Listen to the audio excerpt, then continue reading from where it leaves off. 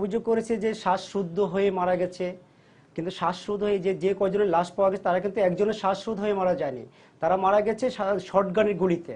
যেটা আমি ঢাকা মেডিকেলে আমি খোঁজ নিয়েছি, মিটফোর্ডে খোঁজ নিয়েছি, তাদের সবার শরীরে পাওয়া গেছে শর্টগানের গুলি।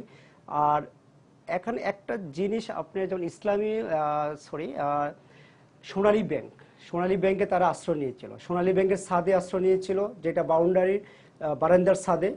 তারপরে সোনালী ব্যাংকের নিচে তারা গেটের তালা ভেঙে তারা আশ্রয় নিয়েছিল। সোনালী ব্যাংকের পাশে যে গলিটা গেছে, গলিটাতে একটা টিনশেড বিল্ডিং ছিল, ওই টিনশেড বিল্ডিং এর উপরে তারা আশ্রয় নিয়েছিল। ওখান থেকে কিন্তু অসংখ্য লোককে, মানে অসংখ্য নেতাকর্মী বলবো, তাদেরকে অচেতন অবস্থা, গুলিবিদ্ধ অবস্থা তাদেরকে উদ্ধার করেছে। আমার আমি সাংবাদিকতা করি আজকে প্রায় 13 বছর, তো আমি এই ধরনের সিচুয়েশন আসলে আমি ক্রাইম বিটে কাজ করছি, কিন্তু এই ধরনের সিচুয়েশন কিন্তু আমি কখনো পড়ি নাই। তো আজকে দেখলাম যে পুলিশের মধ্যে মানবতার দিক সবকিছু ঠিক আছে, কিন্তু একটা লোক যখন গুলিবিদ্ধ অবস্থা পড়েছিল, তাকে কিন্তু পুলিশ আবার পিটিয়েছে। তো এই জিনিসটা আমার কাছেও খারাপ লেগেছে।